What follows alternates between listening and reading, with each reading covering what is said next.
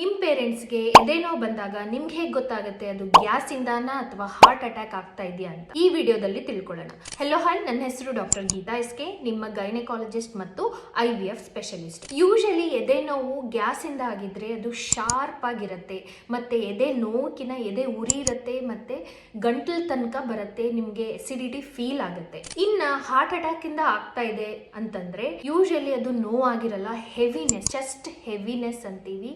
20 kg wait ನ ಯಾರೋ ಎದೆ ಮೇಲೆ ಇಟ್ಟಿದ್ದಾರೆ ಅಂತ ಅನ್ಸುತ್ತೆ. ಅದು ಎಡಗೈ, ಎಡಭಾಗಕ್ಕೆ, ಎಡ ಬೆನ್ನಿಗೆ ಸ್ಪ್ರೆಡ್ ಆಗ್ತಾ ಹೋಗುತ್ತೆ. ಈ ಎದೆ ನೋವಿನ ಜೊತೆಗೆ ಅವ್ರಿಗೆ ಉಸಿರಾಡೋದ್ ತೊಂದರೆ, ಹೆವಿ ಬ್ರೀದಿಂಗ್ ಆಗ್ತಾ ಇರುತ್ತೆ, ಮತ್ತೆ ಪ್ರೊಫ್ಯೂಸ್ ಆಗಿ ಸ್ವೆಟ್ಟಿಂಗ್ ಆಗ್ತಾ ಇರ್ತಾರೆ. ಮತ್ತೆ ನಿಮ್ ಪೇರೆಂಟ್ಸ್ ಏನಾದ್ರೂ ಡಯಾಬಿಟಿಕ್ ಇತ್ತಂದ್ರೆ ಇವೆಲ್ಲ ಸಿಂಪ್ಟಮ್ಸ್ ಕಡಿಮೆ ಪ್ರಮಾಣದಲ್ಲಿ ಕಾಣಿಸ್ಕೊಳ್ಳುತ್ತೆ. ಸೊ ಇಂಥ ಟೈಮಲ್ಲಿ ನೀವೇನ್ ಮಾಡ್ಬೇಕು, ತಕ್ಷಣ ಹಾಸ್ಪಿಟಲ್ಗೆ ಹೋಗಿ ECG ಮಾಡಿಸೋದ್ರಿಂದ ಕನ್ಫರ್ಮ್ ಆಗಿ ಗೊತ್ತಾಗುತ್ತೆ. ಒಂದು ಲಾಸ್ಟ್ ಟಿಪ್, ಈ 3 ಟ್ಯಾಬ್ಲೆಟ್ ನ ಯಾವಾಗ್ಲೂ ಮನೇಲಿ ಇಟ್ಕೊಳ್ಳಿ. Nitroglycerine 0.5 mg, ಎಕೋಸ್ಪಿರಿನ್ 300 mg, ಕ್ಲಾಪಿಡಾಗ್ರೆಲ್ 300 mg.